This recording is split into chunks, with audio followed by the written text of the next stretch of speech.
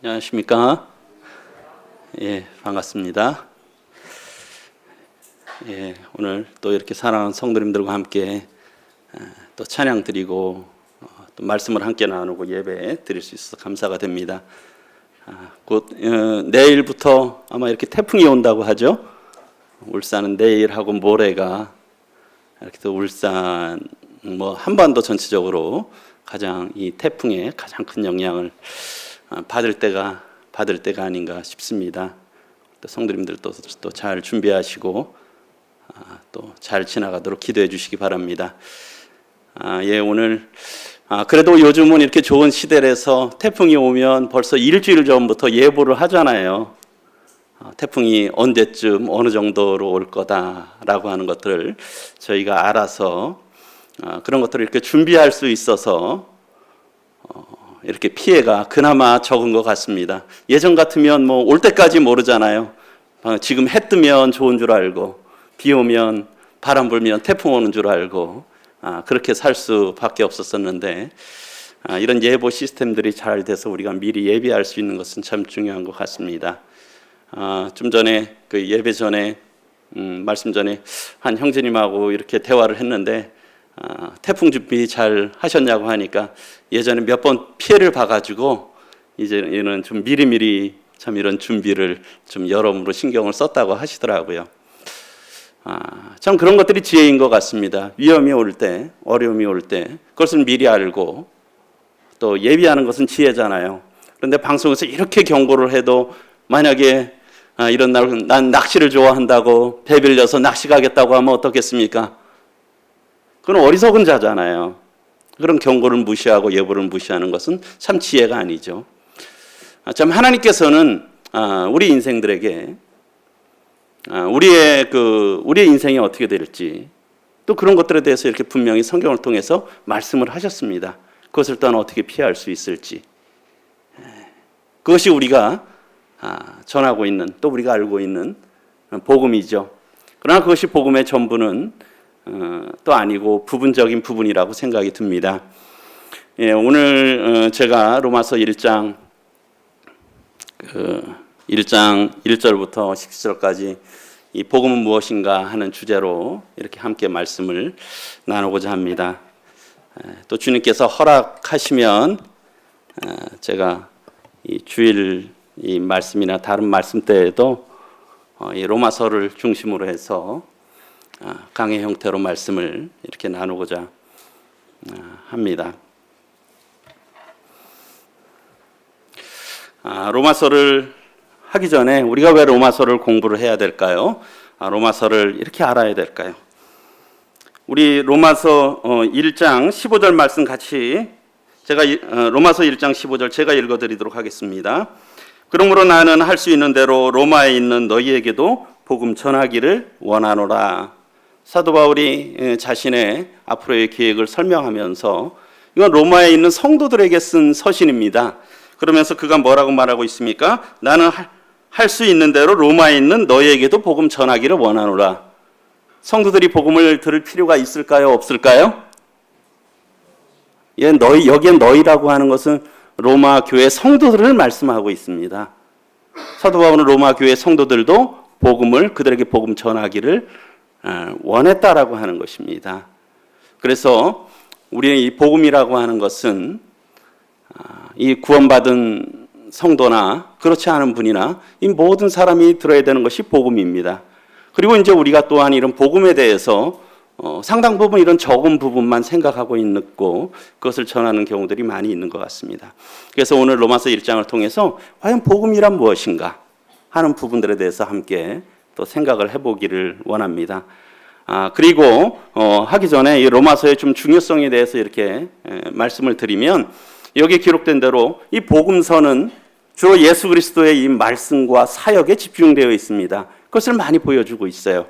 그러나 로마서는 그 예수 그리스도의 그 희생적인 죽음의 그 의미와 그 중요성, 그것이 우리 사람들에게 미치는 그 중요성에 대해서 강조해서 말씀을 하고 있습니다. 그리고 특별히 성경에서 이 교리, 우리가 이런 믿고 있는 바잖아요. 우리의 뼈대와 같은 거예요. 우리 신앙의 근간이죠. 교리에 대해서, 특히 이런 복음, 하나님의 의에 대해서 가장 이런 체계적으로 기록을 하고 있습니다. 그래서 우리의 신앙이 흔들리고 있다면, 우리의 복음이 흔들리면 우리의 터가 흔들리잖아요. 어떤 구원에 어떤 그런 문제가 있다라든가, 또는 실질적인 어떤 여러 부분들이 있다면, 근본적인 것들이 흔들리고 있다면, 우리가 이 성경, 특별히 로마서를 깊이 또 연구하고 살펴보는 것은 우리에게 큰 유익이 될 것이고요. 그리고 그럴 뿐만 아니라 우리가 다른 분들에게 복음을 전할 때도 로마서는 매우 유용합니다. 그래서 로마서 1장 앞부분부터 하나씩 읽으면서 설명을 해드려도 그것은 아주 그 무엇보다 뛰어난 이런 복음을 체계적으로 아직 하나님을 알지 못하는 분들에게 전할 수 있습니다. 그래서 이 로마서는 그런 부분들에 대해서 이렇게 중요하고요. 또한 로마서는 예수 그리스도의 복음에 대해서 말씀을 하고 있는데요. 이것은 우리가 어떤 단순한 죄사함, 물론 죄사함이 굉장히 중요합니다. 하나님의 자녀가 되고 우리가 영원한 생명을 얻는 우리 신앙의 기초가 되는 것이죠. 거듭남의 기초가 되는 것입니다. 그러나 이 예수 그리스도의 복음은 단순히 그리고 또 여기 기록된 것은 제사함을 위한 어떤 믿어야 하는 그 사실 이상의 것이라고 하는 것이에요. 로마서는 실질적으로 성도들이 살아야 되는 삶, 의의 삶에 대해서 말씀하고 있어요. 우리가 어떻게 그러한 의로운 삶을 왜 살아야 되는지, 또 어떻게 살 수 있는지, 우리가 또 어떻게 구체적으로 들여가야 되는지 성도들의 삶까지 이렇게 다루고 있어요. 그러면서 태어남부터 이 성장까지 모든 인생의 삶을, 그리스도 안에서의 삶을 이 로마서는 다루고 있다라고 하는 것입니다. 그리고 많은 분들이 로마서를 통해서 새롭게 되고 변화되고 구원받았지 않습니까? 많은 위대한 인물들도 그랬고요. 이 마틴 루터도, 이 종교개혁은 마틴 루터도 오직 의인은 믿음으로 말미암아 살리라라고 하는 이 로마서 1장의 말씀이 그의 마음에 생각이 나면서 그가 완전히 변화됐어요. 그래서 종교개혁을 그가 참 이끌게 되었지 않습니까? 그리고 저도 역시 이 로마서 4장 말씀을 읽으면서 이런 구원의 확신을 갖게 됐고요. 아마 여기에 많은 성도님들께서도 이 로마서 말씀을 통해서 이런 구원을 받고 새로운 변화를 입었을 것입니다. 그런 부분들에 있어서 로마서는 굉장히 중요하다라고 하는 것이에요. 제가 지난주 금요일 날 우리 청년들이 베네골에서 이 1박 2일 MT를 할 때 좀 말씀을 전해달라고 부탁을 받아서 제가 그때 가서 말씀을 전했습니다. 그때 내용 중에 제가 이 정체성에 대해서 이렇게 청년들의 얘기를 했어요. 정체성, 정체. 많은 용어로 보면 그 복잡하지만 정체는 뭡니까? 과연 나는 누구냐 하는 거잖아요. 나는 누구냐? 우리는 누구냐? 우리가 흔히 너의 정체가 뭐야 하면 뭡니까? 너는 누구냐 하는 거잖아요. 그게 정체성이잖아요. 근데 정체성이 굉장히 이렇게 중요한데요. 그럼 정체성은 어떻게 형성되겠습니까?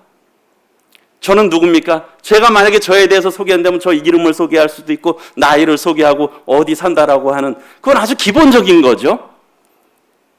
그 다음에는 뭡니까? 또 이제 교회에 관심 있는 분들한테는 또 울산 중부교회 성도라고 얘기를 할 거고요. 그럼 보편적으로 이 성경에도 보게 되면 정체성에 대한 기록을 하잖아요. 누구의 아들, 누구의 아들 누구. 그렇잖아요. 저도 그럼 고향이 어디고, 또 제가 고향에 가서는 제가 누구의 아들이라고, 또는 누구의 아버지라고, 또 어느 교회 성도라고 그렇게 소개하잖아요. 그게 저희 정체성이잖아요. 그렇지 않습니까? 만약에 우리 형제자매님들이 어려서부터 무인도에 혼자 살았어요. 그러면 나는 누군지 알 수 있을까요? 없을까요? 나는 누군가? 무인도에 어려서부터 나 혼자 살았어요. 그럼 어떻습니까? 나는 누군지 알 수 있을까요? 그냥 어떻게 삽니까? 그냥 생존을 위해서 사는 거예요. 그냥 생존을 위해서 사는 거예요. 죽지 않으려고 먹을 거 찾아다니고, 우리가 그냥 춥지 않으려고 덮을 거 하고 그렇게 살잖아요. 그냥 짐승처럼 살잖아요. 그러니까 정체성은 어떻게 형성되겠습니까? 이 관계 속에서 형성되는 거예요. 정체성은 관계 속에서 형성된다라고 하는 것이죠. 그럼 우리의 정체성, 나의 정체성, 과연 나는 누구냐? 우리는 누구냐 할 때 우리의 정체성은 어떻게 형성됩니까? 우리는 하나님과의 관계 속에서 우리의 정체성이 형성된다라고 하는 것이에요. 그러니까 하나님과 관계가 있는 사람하고 없는 사람에게는 기본적인 정체성이 달라요. 그렇지 않습니까? 근데 정체성이 왜 중요하냐면요. 정체성은 그 사람의 가치관을 형성해요. 가치관이라고 하는 건 무엇입니까? 무엇이 정말 나의 삶에 있어 가치가 있느냐, 의미가 있느냐잖아요. 그래서 하나님과 관계 맺는 사람하고 하나님과 관계를 맺지 않는, 그러니까 성도하고 성도가 아닌 사람하고는 삶의 가치관이 달라요. 정말 중요하게 보는 게 다르다라는 거예요. 예. 그래서 우리가 올바른 정체성을 잘 형성하는 게 중요합니다. 그래서 하나님과의 관계 속에서 내가 누구냐 아는 것이 참 중요해요. 그리고 하나님께서 나에게 어떤 은혜를 베풀어 주셨느냐, 하나님이 그리고 나에게 기대하시는 것이 무엇이냐. 우리 자식이 부모를 정말 자식의 정체성은 물어보면 그러잖아요. 어른들이 물어볼 때 너희 아빠가 누구야? 너희 엄마가 누구야? 그러잖아요. 어떤 데 보면은. 그건 뭡니까? 그 아이의 정체성은 거기서 형성되잖아요. 그러니까 아이가 이런 부모와 올바른 관계 속에 있을 때 그 아이는 어떤 생각을 하겠습니까? 부모를 기쁘게 해드리기를 원하지 않겠습니까? 그렇죠? 부모의 은혜를 할 때, 그분이 어떤 분인지를 알 때, 나에게 해주신 은혜를 할 때, 올바른 정체성이 형성됐을 때 부모를 기쁘게 해드리기를 원하는 거예요. 때로 그렇게 못하지만 그렇게 해드리기를 원하는 것이죠. 그리고 그 삶이 그렇게 드려져 가는 겁니다. 우리의 정체성이 중요하다라고 하는 것이에요. 과연 나는 누구냐? 우리는 누구냐? 그리고 우리에게 그러면 하나님과 특별히 관계되어 있는데 하나님께서 나에게 기대하시는 삶은 무엇이냐? 원하시는 것은 무엇이냐? 그런 올바른 정체성에서 올바른 가치관이, 삶이 형성된다라고 하는 것이에요. 그런 의미에서 로마서는 그것을 제시하고 있다는 거예요. 우리가 과연 누구인지, 하나님과의 관계 속에서. 하나님께서 과연 우리에게 또한 기대하시는 것이 무엇인지, 원하시는 것이 무엇인지에 대해서 말씀을 하고 있다라고 하는 것입니다. 그냥 단순히 구원받는, 그래서 제가 여기에 보게 되면 제3, 그 이상의 것이라고 하는 거예요. 그러니 우리가 이것을 칭의라 그러잖아요. 의롭다, 칭함을 받는다 하나님께서. 우리가 이 구원, 마귀의 잔에서 하나님의 자녀로 천국으로 가는 거, 그게 칭의잖아요. 그럴 뿐만 아니라 로마서는 무엇을 다루고 있습니까? 우리의 성화를 다루고 있다는 거예요. 하나님을 닮아가서 거룩한 삶을 살아가는, 그게 우리의 정체성이에요. 우리의 신분은 하나님의 자녀고 하나님의 자녀로서 의롭게 살아가는 그것이 성화고, 하나님께서 우리들에게 그걸 기대하신다는 것이죠. 그것을 로마에서 다루고 있습니다. 그래서 이런 정체성이 우리 가운데 복음에 대해서 명확하지 않으면 우리의 삶은 흔들린다라고 하는 거예요. 그래서 로마서를 공부하는 것은 참 매우 중요하다고 생각이 듭니다. 그래서 로마서의 주제는, 이 주제 말씀은 로마서 1장 16, 17절 말씀, 우리 같이 한번 읽어보겠습니다. 시작.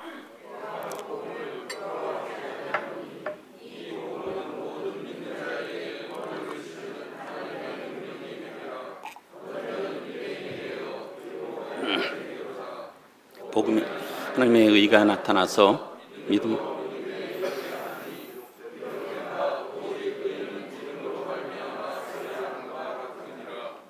예, 이 로마서에서는 특별히 앞부분에서는 복음이라고 하는 단어가 많이 나옵니다. 우리 복음, 복복자의 소리 음자잖아요. 복된 소식, 복음이잖아요. 영어로는 또 가스펠, 우리 굿뉴스라고 하잖아요. 좋은 소식이에요. 그런데 복음은 모든 믿는 자에게 구원을 주시는 하나님의 능력이라고 말씀했고요. 또한 복음에는 하나님의 의가 나타나 있다. 그래서 로마서의 주제는 물론 다른 관점으로도 볼 수 있겠지만, 복음이라고 볼 수도 있고 우리의 구원이라고도 볼 수 있겠지만, 좀 더 포괄적인 의미로는 하나님의 의라고 볼 수가 있어요. 하나님의 의. 하나님의 의. 우리의 의가 아니라 하나님의 의. 그래서 그것이 복음과 어떻게 관계될까 해서 제가 이렇게 좀 정리를 해봤습니다. 복음은 사람의 믿음으로 하나님의 말씀에 반응할 때 우리가 전적으로 타락한 사람에게 하나님의 의가 전달되는 축복의 통로다. 하나님은 우리들에게 무엇을 주시기를 원하냐면 하나님의 의를 주시기를 원하세요. 하나님의 의, 하나님의 의로우심을 우리 모든 사람에게 주시기를 원합니다. 우리 부모는 자식에게 모든 걸 주기를 원하잖아요. 가장 좋은 것을 주기를 원해요. 그와 마찬가지로 하나님의 거룩하신 아름다우신 성품인 하나님의 의가 사람에게 전해지기를 원한다는 거예요. 그런데 어떻습니까? 사람은 전적으로 타락했어요. 전적으로 완전히 타락했다는 거예요. 그러니까 의가 하나도 없다라고 하는 거예요. 오히려 죄로 가득 찼기 때문에 영원히 멸망받아야 된다는 거예요. 그래서 그러한 멸망받을, 진노받을 인생들에게 주시는 것이 뭐냐면 하나님이 의를 주시고 싶으신데 그것이 뭐냐면 그 축복의 통로가 복음이라는 거예요. 그 복음을 사람이 믿음으로 받아들일 때 하나님의 의가 우리에게 온다는 것이에요. 그것이 칭의와 성화라는 거예요. 하나님이 우리를 의롭다 하신다는 거예요. 복음을 통해서. 또한 복음을 통해서 하나님께서 우리가 의롭게 살아갈 수 있는 능력을 주시고 그러한 삶을 우리들에게 주셔서 사람이 어떻습니까? 그 결과로 의롭게 되고 의로운 삶을 살아갈 수 있다는 것. 그 축복의 통로가 복음이고 그래서 결국은 하나님께서 로마서를 통해서 우리들에게 하나님의 의를 주시기를 원하신다는 것입니다. 단순히 죄 용서만 받는데 그친 것이 아니에요. 제가 복음 전할 때 그런 얘기를 합니다. 우리 인생은 하나님이 보시기에 다 마이너스 빵점이에요. 마이너스 100점이에요. 마이너스 100점. 근데 하나님께서는 우리를 어떻게 만드셨을까요? 마이너스 100점이에요. 그러면 하나님이 단순히 그냥 우리를 0점에다 갖다 놨을까요? 죄가 없는 수준? 그것은 아니에요. 0점에다 갖다 놓은 게 아니라 하나님은 우리를 플러스 100점에다 갖다 놓으신 거예요. 단순히 죄가 없는 0점에다 갖다 놓으신 게 아니라는 것이에요. 단순히 죄 용서 안 받아서 그냥 죄만 용서받고 지옥 안 가게 한 그냥 0점 수준에 갖다 놓으신 게 아니라는 거예요. 하나님은 우리를 플러스 100점이 되기를 하시기를 원하고 그런 능력을 주셨다는 겁니다. 그러니까 이제는 어떻습니까? 우리가 플러스 100점에 맞는 합당한 삶을 살아가라는 거예요. 그게 성화의 삶이죠. 그래서 로마서에서는 하나님의 의에 대해서 말씀을 하고 있습니다. 그래서 로마서를 이렇게 보게 되면 1장부터 11장까지는 굉장히 교리적이에요. 좀 학문적이고 교리적이에요. 그리고 12장부터 16장은 실제적이에요. 실제적. 우리의 실질적으로 어떻게 해야 될 거냐. 실질적으로 어떻게 들어가야 될 거냐.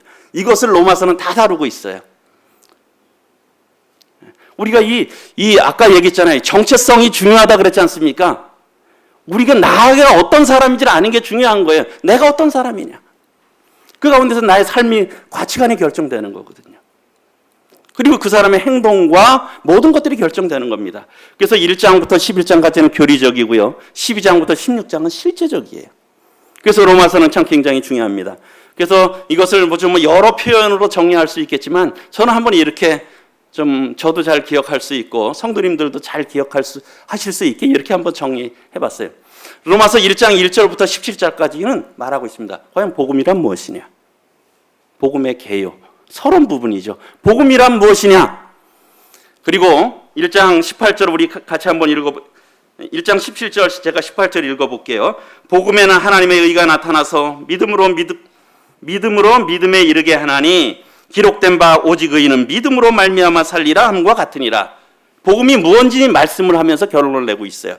그리고 18절부터 무엇을 말씀하고 있느냐 하면은 복음이 그럼 왜 필요한데 복음이 왜 필요한지에 대해서 말씀하고 있어요. 왜 좋은 소식이 왜 필요하냐는 것이에요.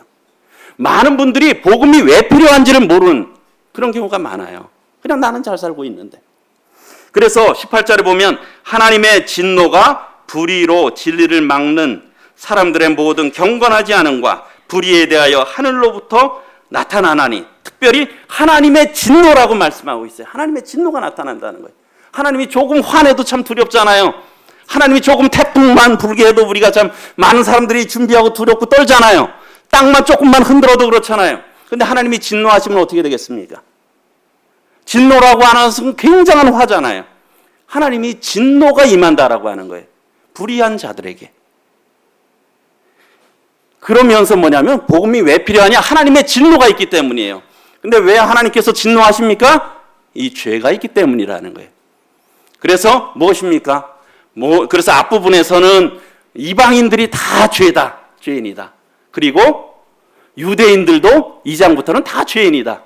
그리고 3장에서는 3장 여기에 보면 결론적으로 우리 3장 10절 보시면 3장 9절 10절 그러면 어떠하냐 우리는 나으냐 결코 아니라 유대인이나 헬라인이나 다 죄 아래에 있다고 우리가 이미 선언하였느니라. 1장 2장에서 그걸 지금 선언한 거예요. 10절 우리 다 알죠? 기록된 바 의인은 없나니 하나도 없으며 다 죄인이라는 사실을 말씀하고 있어요. 이렇기 때문에 복음이 필요하다는 거예요. 그래서 복음이 필요한 겁니다. 그리고선 그러면은 이 죄의 문제를 해결해야 되는데 3장 21절부터는 그러면 어떻게 의롭게 될 수 있느냐는 거예요. 그것이 흔히 얘기하는 칭의입니다. 3장 20절에 보게 되면 그러므로 율법 행위로 그의 앞에 의롭다 하심을 얻을 육체가 없나니 율법으로는 죄를 깨달음이니라. 율법이라는 건 선한 행위잖아요. 그러니까 율법으로 의롭게 안 된다는 거예요. 이 종교하고 기독교의 차이입니다. 율법으로는 의롭게 될 수 없어요. 그래서 우리 21, 22절 같이 한번 읽어보겠습니다. 시작.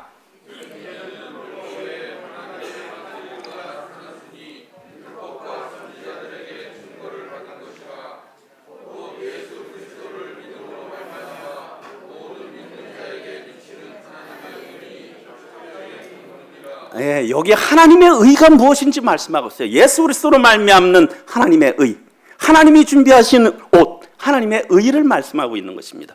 그래서 어떻게 의로움을 얻을 수 있느냐? 그래서 사람으로서는 안 되나 하나님이 의를 준비하셨다라는 거예요. 이 세상의 모든 것들은 적선이잖아요. 선을 쌓는 거예요. 잘하면 뭐 천국 가겠지, 좋은 데 가겠지. 그러나 기독교는 그렇지 않아요. 사람으로서는 안 된다. 하나님의 의를 말씀하고 있는 겁니다. 그래서 이것으로 의롭다 함을 얻었다라고 하는 것을 5장까지 계속 말씀하고 있어요. 그런데 우리 5장 20절 보시면 율법이 들어온 것은 범죄를 더하게 하려 함이라. 그러나 죄가 더한 곳에 은혜가 더욱 넘쳤나니. 이 율법을 통해서 죄를 깊이 깨닫게 되는 거예요. 내가 참 정말 잘못됐구나 아는 거죠. 그런데 어떻습니까? 그러면서 죄가 더한 곳에 은혜가 더했다는 거예요. 주님께서도 이 탕감 많이 받은 자가 더 많이 사랑한다 그랬잖아요. 100만 원 빚진 거 탕감 받은 것보다는 1억 빚진 거 탕감 받은 게 더 참 감사하다. 네, 죄가 당한 것에 은혜가 더했다. 그랬더니 사람들이 어떻게 생각하냐? 그럼 죄만이 더 지어도 되겠네. 혹시 그런 생각이 있습니까? 내가 지금 구원받았으니까. 뭐 한 번 구원받으면 영원한 구원이잖아요. 그렇지 않습니까? 뭐 그런 우리 성도님 중에 혹시 그러한 잘못된 생각을 가지고 계신 분은 안 계실 거라고 생각이 들어요. 그런데 그 당시에 이런 잘못된 생각을 갖고 있는 사람들이 있었다는 거예요. 여기 보면 6절에 그런즉 우리가 무슨 말하리요? 은혜를 더하게 하려고 죄에 거하겠느냐? 아까 죄가 더한 곳에 은혜가 더욱 넘쳐나니 이렇게 사도 바울이 말씀을 전하니까 뭡니까? 그러면 죄 더 져야 되겠네. 왜요? 은혜 더 많이 받으려고. 그런 사람들이 나왔다는 거예요. 그러면서 2절에 단호하게 말씀하고 있죠. 그럴 수 없느니라. 죄에 대해서 죽은 우리가 어찌 그 가운데 더 살리요? 그럴 수 없다는 거예요. 이제는 합당한 삶을 살아가야 된다는 거예요. 우리 성도님들 구원받으면 그게 전부가 아닌 거예요. 나는 이제 천국 가니까 됐어. 그냥 기분만 할래. 그게 아니라는 것이에요.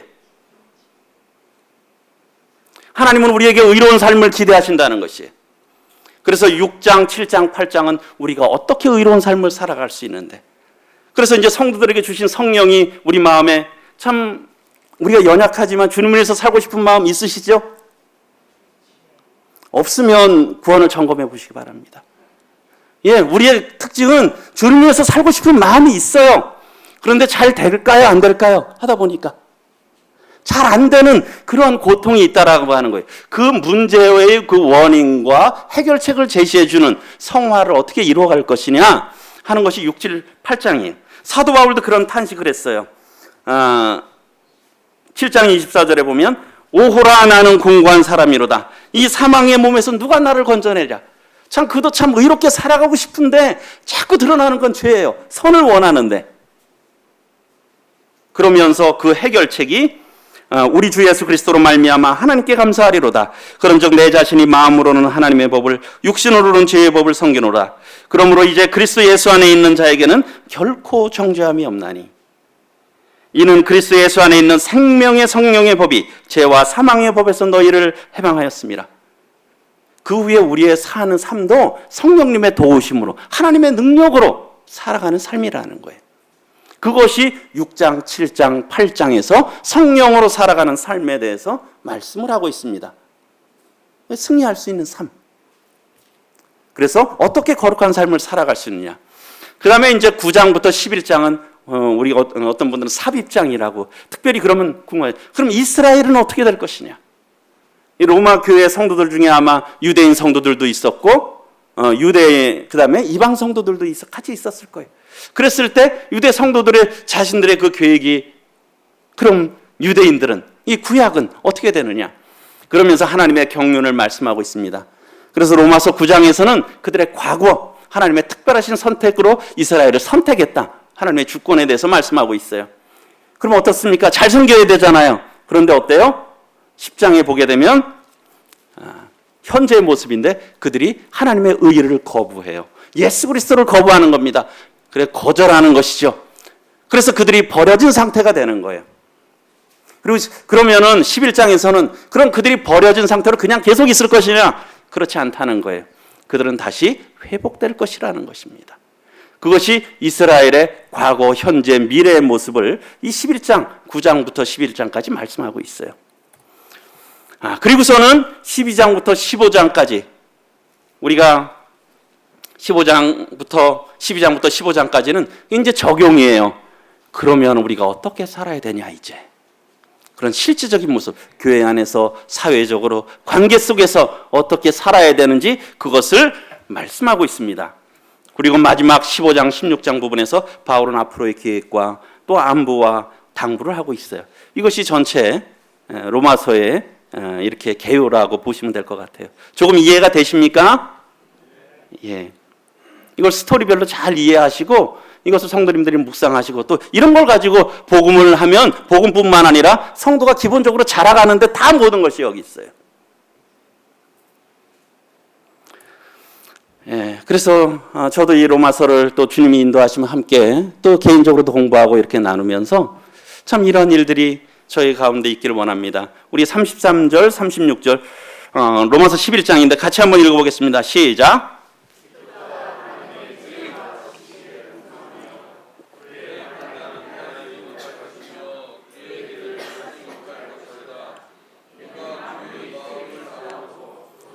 예, 앞에 거 보시면 됩니다. 그에게 영광이 세세에 있을지어다. 아멘. 그에게 영광이 세세에 있을지어다. 아멘. 저희 우리 마음에 정말 아멘. 이것을 사도 바울은 지금 이 서신을 기록하면서 1장부터 11장까지를 쭉 기록해 오면서 참 하나님의 지혜와 지식이 정말 풍성하다. 그분의 판단은 우리가 다 헤아리지 못하고 측량할 수가 없다. 누가 그분의 모사가 되겠느냐. 그리고 모든 것이 다 그분으로부터 오고 그분으로 말미암고 결국은 그분께 간다는 거예요. 그것을 그가 깊이 깨달았고 결국은 어떻습니까? 그에게 영광이 세세에 있을지어다. 아멘. 뭡니까? 하나님을 알았고 자신을 알았어요. 자신에게 임한 은혜를 알았어요. 자신의 정체성을 알았고 내가 어떤 사람인지 알았던 것이에요. 그럼 그 다음에 나오는 반응이 무엇입니까? 이제 그럼 나는 어떻게 살아야 될까? 내 생애는 어떻게 들여가야 될까? 그것이 우리가 잘 아는 로마서 12장 1절입니다. 같이 한번 읽어보겠습니다. 시작. 그러므로 형제들아 내가 하나님의 모든 자비하심으로 너희를 권하노니 너희 몸을 하나님이 기뻐하시는 거룩한 산제물로 드리라. 이는 너희가 드릴 영적 예배니라. 우리가 하나님을 잘 알수록 나를 잘 알수록 하나님께서 우리들에게 주신 은혜를 잘 알수록 그런 것들을 알면 알수록 이런 고백이 나온다는 거예요. 우리가 참 이 말씀을 아는데 잘 안 되잖아요. 저도 여전히 육신적인 것들이 참 많은 것을 보게 돼요. 정말 하나님이 저희들에게 은혜 베풀어 주시기를 원합니다.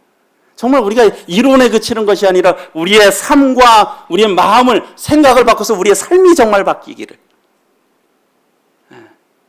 정말 내가 나의 몸을 나의 모든 것을 하나님이 기뻐하시는 거룩한 산제물로 드리기를 원하는 이런 고백이 정말 아멘되고 이것이 우리가 영적 예배라고 우리가 잠시 드리는 또 이런 만찬 예배가 있지만 이것이 우리의 삶을 통해서 드려가야 될 예배라고 하는 것이에요.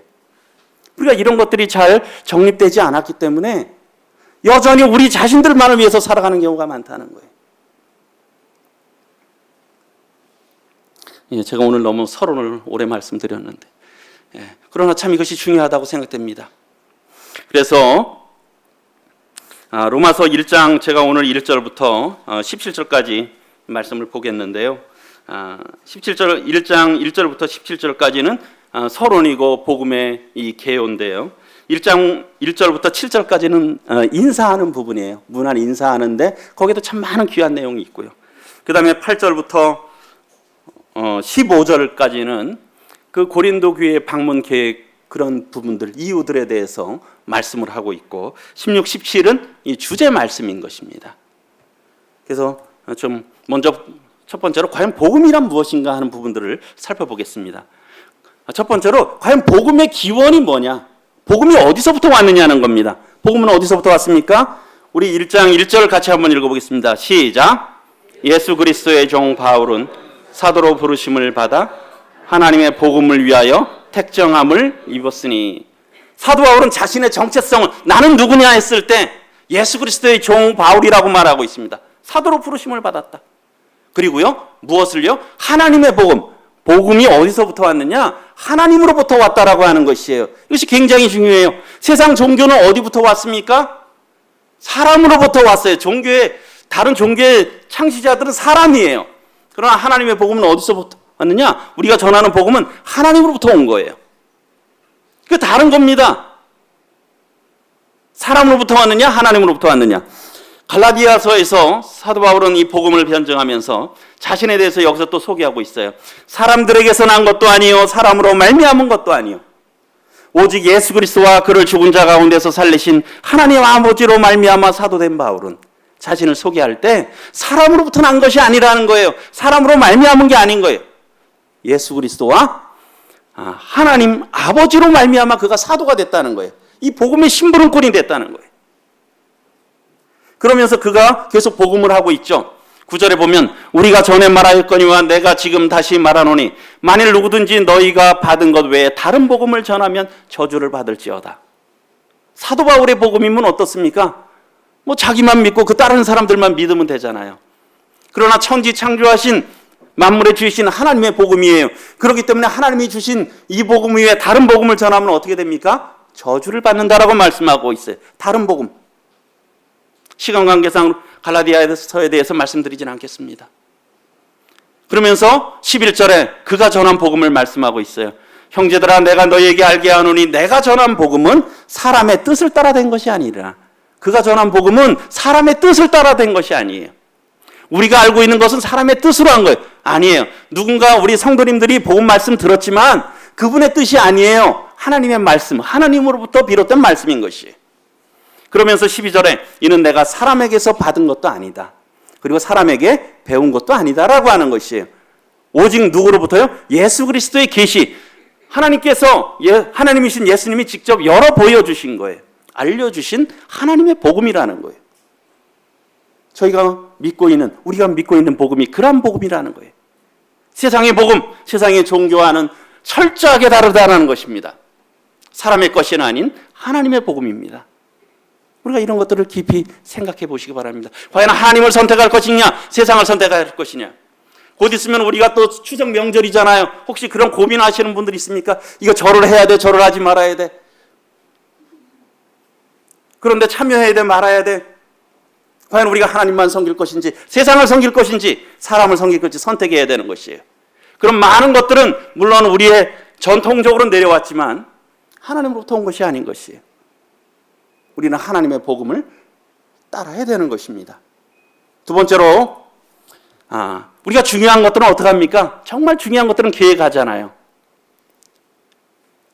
우리 2절 같이 한번 읽어보겠습니다. 시작.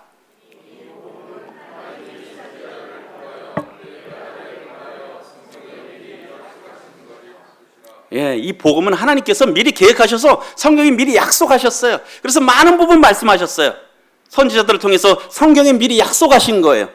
하나님은 또한 약속하신 거 어떻습니까? 지키시잖아요. 하나님의 계획 가운데 있었던 것입니다. 하나님께서 이토록 중요하게 생각하셨다는 거예요. 이 복음이라는 것은. 그 창세기 3장 15절에 보게 되면 아담과 하와가 번제한 후에 하나님께서 사단을 저주하시면서 뱀을 저주하면서 여자의 후손은 내 머리를 상하게 할 것이다. 이 사단 마귀로부터 온 죄, 또 심판, 사망, 이것을 우리 주님이 어떠셨어요? 패하셨잖아요. 승리하셨잖아요. 이 머리를 상하게 하신 겁니다. 이것이 창세기부터 태초부터 하나님께서 계획 가운데 있으셨고 구약성경이 이것을 기록했다라고 하는 것이에요. 그리고 복음의 주제는 무엇입니까? 복음의 주제는 예수 그리스도입니다. 우리 2절 다시 한번 읽어보겠습니다. 시작. 이 복음은 하나님이 선지자들을 통하여 그의 아들에 관하여 성경에 미리 약속하신 거니. 이 복음은 무엇이냐? 예수 그리스도입니다. 복음은 예수 그리스도예요. 예수 그리스도가 없는 복음은 복음이 아니에요. 복음은 예수 그리스도입니다. 예수 그리스도에 관한 것입니다. 그분과 그분의 하신 일에 관한 것이죠. 그러면서 3절에 보면은 그의 아들에 관하여 말하면 육신으로는 다윗의 혈통에서 나셨고, 특별히 3절에서는 예수님의 무엇을 말씀하고 있냐? 예수님의 인성, 사람인 되심을 말하고 있어요. 그분은 참 사람이시다. 왜요? 우리 사람들을 구원하시기 위해서 히브리서에 우리들과 같이 동일한 혈과 육으로 오신 거예요.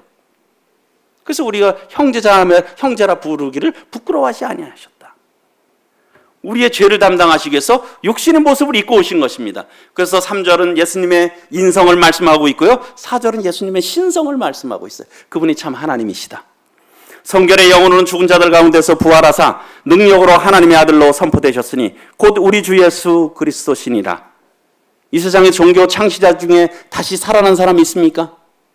없어요. 살아나신 분은 우리 주님이고, 살아나시게 할 수 있는 분은 생명을 주신 우리 하나님만이 하실 수 있는 거예요. 이 세상의 모든 종교 창시자들은 다 죽었어요. 오직 주님만이 부활하셔서 하나님의 능력으로 하나님의 아들임을 확증하셨어요. 그분이 참 하나님이신 하나님의 신성. 그래서 예수 그리스도라고 하는 것은 예수는 인성과 그리스도 신성을 다 포함하고 있는 이 귀한 이름인 것이죠.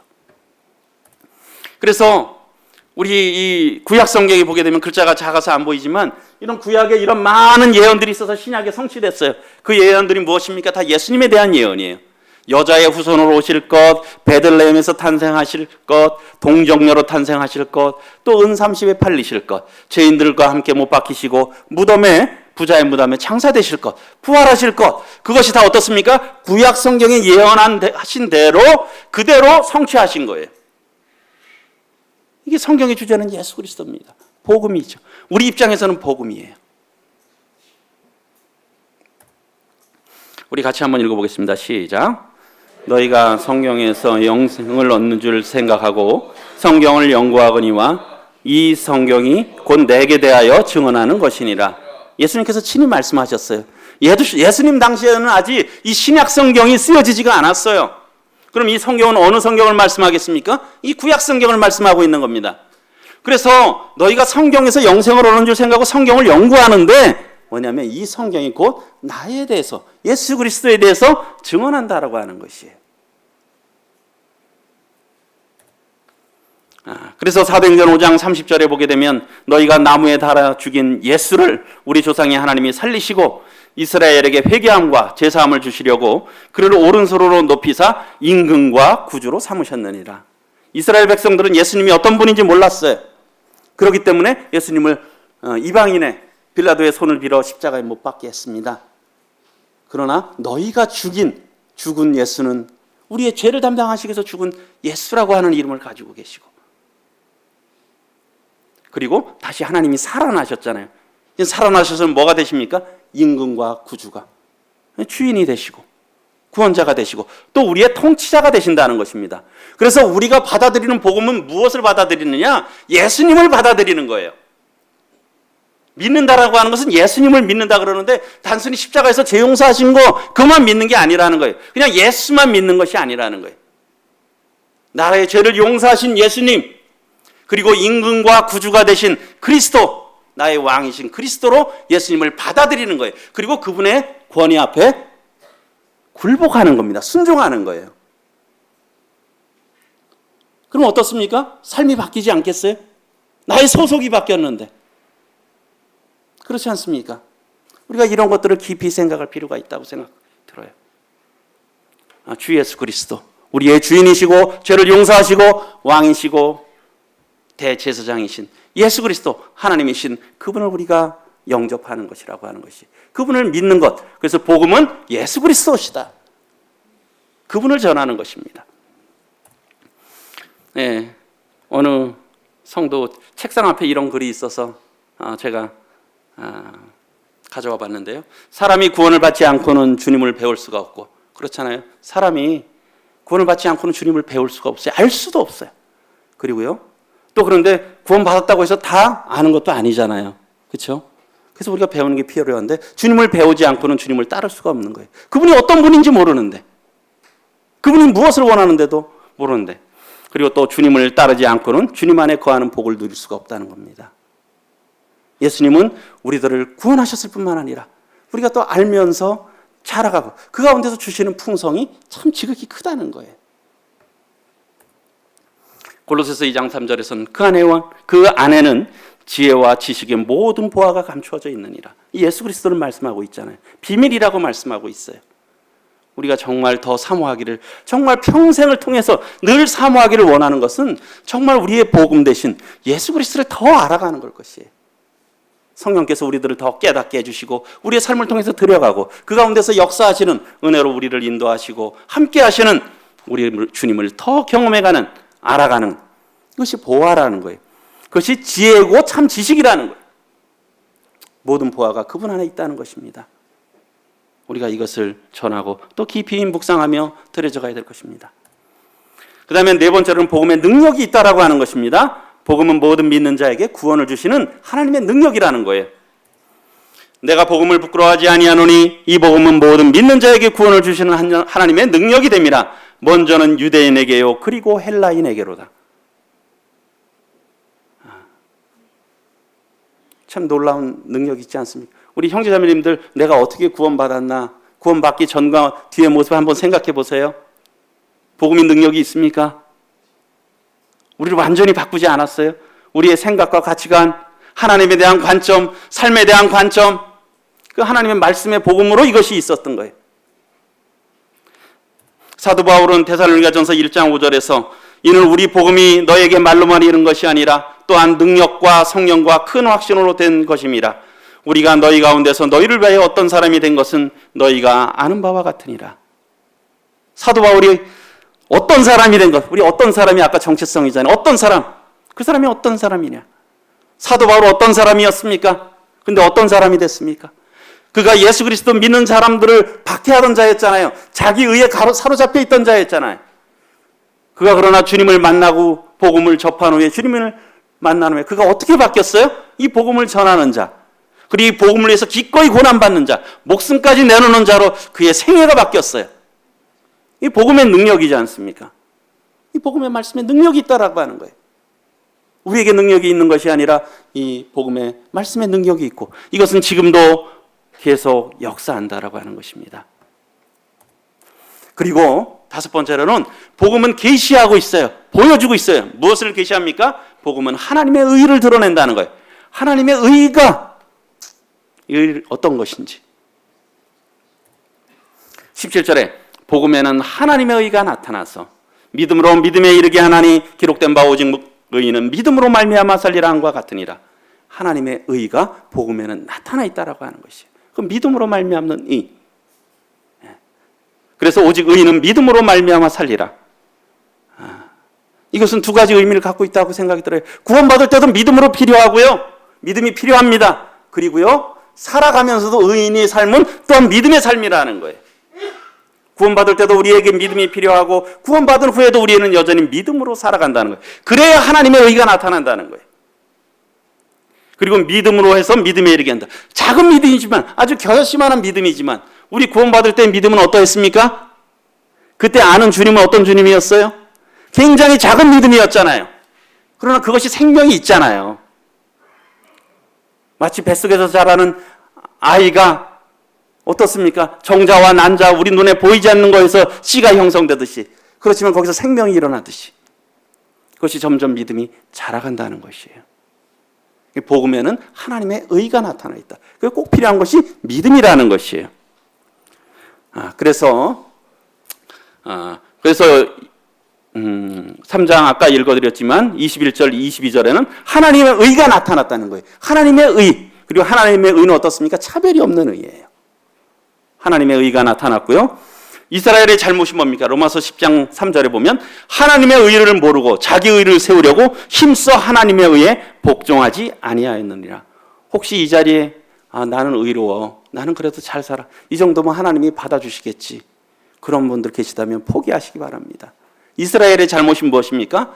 하나님의 의를 모르고요, 자기 의를 세우려고 한 거예요. 그러다 보니까 어때요? 하나님의 의에 복종하지 않은 겁니다. 이것이 그들이 거절받은, 그들이 하나님 앞에 버림받은 이유였어요. 하나님의 의가 참 중요합니다. 그리고 두 번째로는, 사실 로마서 1장 1절부터 17절만 해도 몇 시간을 조금 이렇게 나눌 부분들이 많이 있다고 생각이 듭니다. 그러나 또 전체를 나중에로 또 이렇게 하려고 그러면 조금 빨리 하겠습니다. 여기에 보게 되면 예수 그리스도의 복음으로 말미암는 은혜가 나타나요. 5절에 5, 6, 7절에 보게 되면 그로 말미암아 우리가 은혜와 사도의 직분을 받아 그의 이름을 위하여 모든 이방인 중에서 믿어 순종하게 하나니. 사도 바울은 사도로 부르심 받았어요. 그 직분을 주셨어요. 그리고 복음을 전해서 그가 하려고 하는 것은 예수 그리스도의 이름을 나타내고 결국은 모든 이방인들이 어떻습니까? 이 믿어 순종이라는 거예요. 말로만 믿는 것이 아니라는 거예요. 단순한 지적 동의가 아니라는 거예요. 그래, 예수님이 다 죄 용서하셨어? 그래, 그러면 받아주지 뭐. 믿어주지 뭐. 그것이 아니라는 거예요. 믿어 순종한다라고 하는 겁니다. 그분 앞에 굴복한다는 거예요. 그분은 이제는 나의 주인과 구주로 영접한다는 것입니다. 혹시 이 자리에 아직 구원받지 못하신 분들이 있다면 예수님을 믿고 그분 앞에 순종하시기 바랍니다. 복종하시기 바랍니다. 우리가 이러한 은혜가 우리에게 임했잖아요. 그래서 하나님의 말씀을 순종하기를 원하잖아요. 그리고 6절에 과연 우리는 뭐냐 하는 걸 알 수 있어요. 너희도 그들 중에 있어서 예수 그리스도의 것으로. 나는 누구의 것이냐? 내 인생은 나의 것입니까? 아니라는 거예요. 예수 그리스도의 것. 고린도전서 6장에서도 너희는 너의 것이 아닙니다. 값으로 산 것이 됐다라고 말씀하고 있어요. 우리는 우리의 것이 아니에요. 예수 그리스도의 것입니다. 그래서 우리를 뭐라고 불러요? 그리스도인. 그리스도의 사람. 예수 그리스도의 것으로 우리가 부르심을 받은 이런 놀라운 은혜인 것이죠. 그 다음에 7절에 또 은혜가 로마에서 하나님의 사랑을 받았다는 거예요.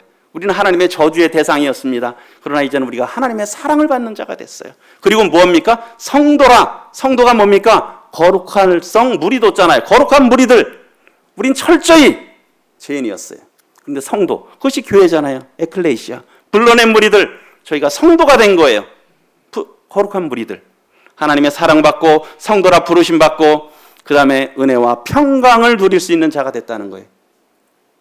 이 세상에 참 안식이 없잖아요. 보게 되면 우리 태풍 오면 떨어야 되고 우크라이나 전쟁으로 인해서 참 세계가 참 어렵고 미래를 예측하기 어렵잖아요. 그렇죠? 언제 러시아에서 핵을 쏠지 모르는 그런 상황 가운데 기후는 점점 온도를 올라가서 이상 기온이 생기고 소망이 있습니까? 평안을 누릴 수 있겠어요? 소망이 없어요, 이 땅에. 그런데 우리가 그리스도 안에서 은혜와 평강을 누린다라고 하는 것입니다. 이런 은혜를 우리가 누리고 살아가고 있다는 거예요. 그 다음에 세 번째로는 복음에 대한 이 바울의 태도를 우리가 생각해 볼 수 있을 것 같아요. 14절부터 16절에 보게 되면 헬라인이나 야만인이나 지혜 있는 자나 어리석은 자에게 다 내가 빚진 자라. 사도 바울은 빚진 자의 심령을 갖고 있었던 거예요. 우리 빚지면 어떻습니까? 빚졌는데 빚을 갚을 생각도 안 하면 그건 좋은 마음이 아니잖아요. 그렇죠? 갚을 생각도 안 하고 그냥 나를 위해서 계속 쓰는 거예요. 남한테 빚을 졌는데 그건 염치 없는 사람이잖아요. 우리가 우리의 빚을 졌다는 거예요. 예수 그리스도께서 우리를 위해서 우리가 측량할 수 없는 핏값을 흘려주셨고요. 2000년 동안 복음이 우리에게 오기까지 얼마나 많은 사람들이 피눈물을 흘렸어요. 그렇지 않습니까? 복음이 나에게 임하기까지, 내가 구원받기까지 얼마나 많은 사람들이 기도와 피눈물로 이것을 이루었나는 것이죠. 그런데 그렇게 우리가 많은 사랑을 받은 자였는데 그럼 어떻습니까? 우리 빚진 자 아닙니까? 우리가 빚진 자의 마음을 가져야 된다는 것이. 그리고요, 그러므로 나는 할 수 있는 대로 로마에 있는 너에게도 복음 전하기를 원하노라. 복음을 전하기를 원하는 마음이 있었고요. 다른 성경에 보게 되면 이 구절을 이렇게 해석을 했어요. 복음을 선포할 준비가 되어 있노라. 우리가 복음을 선포할 준비가 되어 있어야 돼요. 준비를 해야 되는 거예요. 우리 어떤 형제님, 전도부 형제님은 그러신다 그래요. 일주일에 한 번씩 복음 말씀들, 해당되는 말씀을 자꾸 성경을 열어본대요. 왜? 우리가 자꾸 까먹잖아요. 복음을 전하는데 그 말씀이 어디지 생각이 안 나는 거예요. 예, 저도 지난해 우리 성도님들과 복음 89절 암송을 했는데 다 기억하십니까? 89절 하셨는데 하신 분들? 생각 안 나잖아요. 그래서 저도 기회 있는 대로 그냥 방에 여기저기 두고 그냥 계속 그걸 읽어보고 그렇게 하는데 우리가 계속 이런 것들을 준비해야 되잖아요. 복음을 준비해야 되는 것입니다. 사도 바울은 준비해야 했다. 그리고요, 내가 복음을 부끄러워하지 않았다는 거예요. 복음에는 구원의 능력이 있기 때문에 담대함으로 하나님 앞에 나아갔다는 거예요. 예수님을 나타내는데 부끄러워할 것이 없다는 거예요. 우리가 이런 것들을 깊이 생각해야 된다는 것이죠. 요약 및 교훈으로 보겠습니다. 과연 복음은 무엇인가? 해서 복음은 하나님의 복음이다라고 하는 것입니다. 두 번째로요, 그리고 복음은 하나님께서 성경에 미리 약속하신 것이라고 하는 것이에요. 그리고 복음의 주제는 예수 그리스도입니다. 그리고 복음의 능력은 믿는 자에게 구원을 주시는 하나님의 놀라운 능력이 나타난다는 것이고요. 마지막으로 복음에는 하나님의 의가 나타난다는 것이에요. 복음이 참 소중하지 않습니까? 우리가 참 소중하잖아요. 이 복음으로 우리가 변화를 입었어요. 이걸 우리가 소중히 여겨야 될 것입니다. 그리고요, 예수 그리스도의 복음으로 말미암는 은혜, 우리가 이방인 중에서 믿어 순종하게 되지 않습니까? 이게 참 하나님의 은혜예요. 그리고 우리는 예수 그리스도의 것으로 부름받은 자입니다. 나는 나를 위해서 사는 존재가 아니라는 거예요. 예수 그리스도의 것이라는 것이에요. 그럼 그분이 기뻐하시는 뜻을 따라 우리가 들여가야 될 것입니다. 그리고요, 하나님의 사랑받고 성도라 부르심을 받으며 은혜와 평강을 누릴 수 있는 우리가 복된 자입니다. 우리가 참 감사해야 되죠. 그리고 우리가 복음에 대해서 어떤 태도를 취해야 되겠습니까? 우리가 빚진 자의 심령을 가져야 될 거예요. 정말 염치 없는 자가 돼서는 안 될 것입니다. 우리가 빚진 자의 심령을 가지고요, 또 준비하고 전하기를 원해야 될 것이고요. 그 다음에 부끄러워하지 않고 담대히 우리가 주님을 선포해야 될 것입니다. 그러기 위해서 우리가 복음 대신 주님을 잘 알아야 되겠죠. 우리가 또 말씀을 잘 해야 되는 거예요. 그러나 또 그것을 아직 혹 모른다 그래도 그냥 우리 사마리아 여인처럼 요한복음 4장에서 그냥 와보라. 그래 간단하게도 소개할 수 있는 겁니다. 누구나 전할 수 있는 겁니다. 자신이 경험한 주님을 전할 수 있는 거예요. 그것이 복음인 것입니다. 풍성한 한가위 되시기 바랍니다. 토요일이 추석인데요. 그런데 우리가 가서 추석에 송편만 먹고 가족들과 식사만 하고 그냥 오면 의미가 있겠습니까? 없겠습니까? 없는 것이죠. 우리 가족들을 풍성하게 해드려야 돼. 우리가 풍성해야 되고 우리 가족들, 사랑하는 가족들을 풍성하게 해드려야 되잖아요. 뭡니까? 복음, 굿뉴스를 알려드려야 되잖아요. 그것보다 풍성한 거 있습니까? 없습니까? 없어요. 우리가 추석 명절을 앞두고 우리가 또 가족들을 위해서 기도하고 또 준비하고 이런 마음을 써야 될 것입니다. 그리고 담대히 복음을 선포할 기회를 사야 될 것이에요. 그리고 10월 21일부터 23일까지 우리 교회에 복음 집회가 있어요. 결실의 때 아닙니까? 그렇잖아요. 추수 때잖아요. 아무것도 주님 앞에 돌려드리는 것이 없어서는 안 될 것입니다. 우리가 영혼들을 위해서 기도하고 복음 집회에서 우리가 함께 기도해야 될 것입니다. 이런 부분들을 우리가 함께 드려져 가기를 원합니다. 기도 드리시고 마치도록 하겠습니다.